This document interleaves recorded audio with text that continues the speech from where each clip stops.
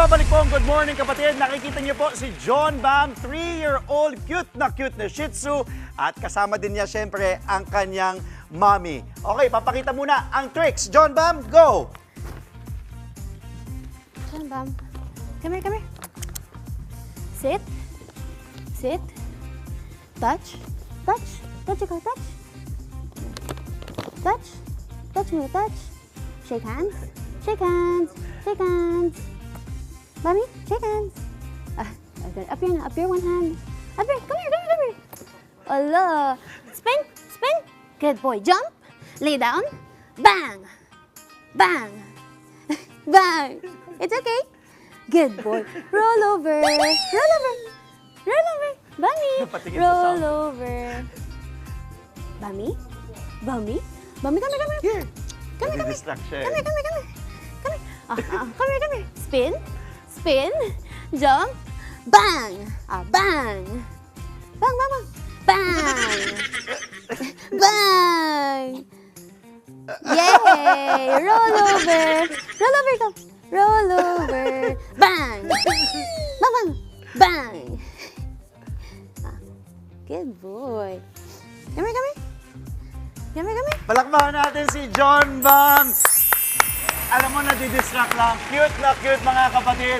Ang nasaksihan nyo po ay ang talentadong at award-winning Shih Tzu na si John Bam. Bakit po John Bam? Malalaman natin kung ba't yun ang pangalan niya.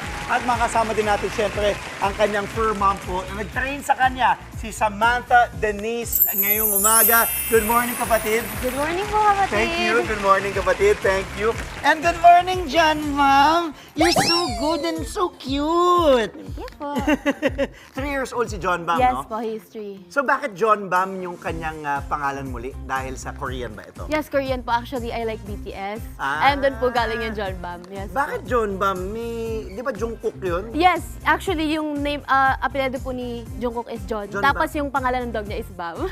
So he's like yung dog ni Yun Jungkook. yung okay. Opo. Ang cute niya, nandito siya po kanina, tapos lumipat sa'yo talaga. Yes po. Very, so 3 years old, grabe ang bond nyo, no? Kasi Yes po. to have tricks, ako mismo, we have dogs, di ba? We have a Shih Tzu, si Frankie, and yung anak ko na, si Boker, yung Beagle. And kailangan nyo ng certain bond, eh. So yung Yes bond po. nyo, talagang, kumbaga, kitang-kita, dahil nakikinig siya sa'yo, sumusunod siya sa'yo. Ilang taon or ilang months nung sinimulan mong i-train si John Bam? Actually, I started training him around 4 to 6 months. Yung 4 months pa lang is nakikita ko pa lang po yung potential niya. And doon po kami nag-start. Pero 6 months po yung official na nag-start kami ng training niya. Hindi ba mahirap mag-train ng Shih Tzu? Kasi usually sinasabi, Shih Tzus are lapdog and hindi nakikinig, matigas ang ulo. So, paano mo na-overcome yun na turuan si John Bam? All those tricks, yung bang, Yes. yung rollover. Kasi may mga iba na kaya naman yung sit, ganyan, sa ibang Apo. dogs. Pero yung mga iba na nga advanced tricks na Yes po. ginagawa ni John Bam, paano mo naturo yun? Actually, nakuha ko po kasi si John Bam nung pandemic. So, grabe yung bond namin.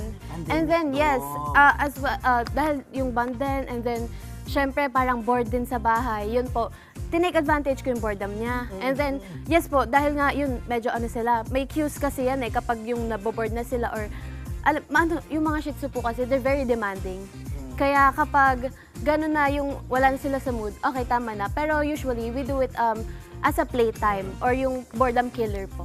Samantha Denise, huwag muna tayo maingay. Tingnan niyo po si John Bam, pumipikit na.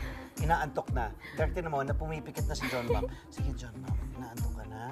Inaantok ka na. Ayan, pumipikit na po siya. Ayan, inaantok na. Dahil masyadong maaga daw. Ano yung challenges naman na na-encounter niyong dalawa?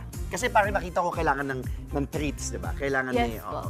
Ayun, kailangan po ng treats. And then yung challenges naman po namin is yun lang din. Kailangan kapag bad day, hindi mo po talaga siyang bitatrain. Ayun, tapos yung time din po kapag nawala na po sa mood, yun, challenges. And then nilalabas-labas ko po kasi siya, sinasali ko siya sa fashion show, talent shows.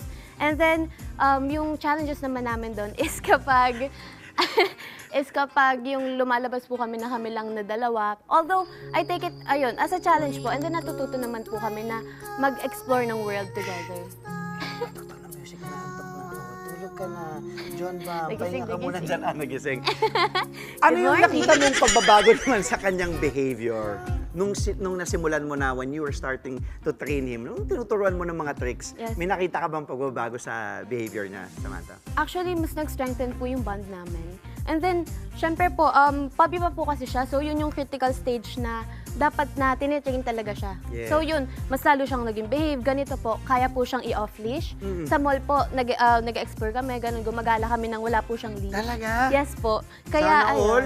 Si Booker, pag binitawan mo ng leash, wala na, iiwan na ako nun eh. Yes po. Even sa pet events, kahit madaming dogs na tumatahol, Hindi nadidistract? hindi po siya nadidistract. Talaga? Yes po. Wow, bait naman ni John Bam.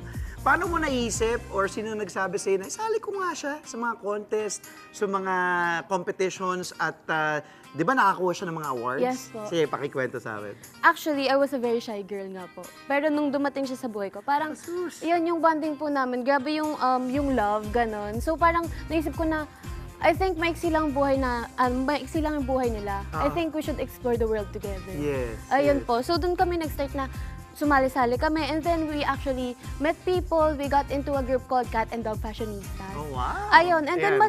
dahil po may friends, ganon, may own family na doon Yeah. sa industry, Yeah. parang mas na-enjoy namin. And then, yun po, we actually parang nape-pressure Oo, ganun kasi oo. medyo bata Oo po, ganon. naman, oo. Nag-explore lang din. Oo, Pero we keep in oo. mind na na bonding moment siya. Oo. And then we share Cute. the happiness to other people. Yes. And then yun naman po, thankfully, minsan nananalo. We won, last time we won Super Vets Choice Wow. Award.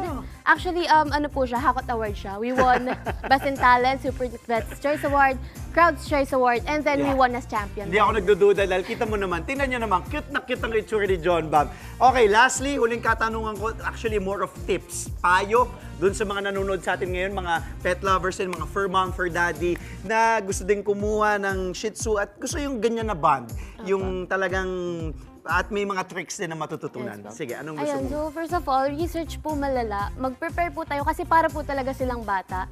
And then, make sure na you have a strong bond, give them a lot of time. And, ayun po, all in all, kailangan po, alam nyo po yung potential and yung mga strengths and weakness ng dogs nyo. And doon po kayo mag-work.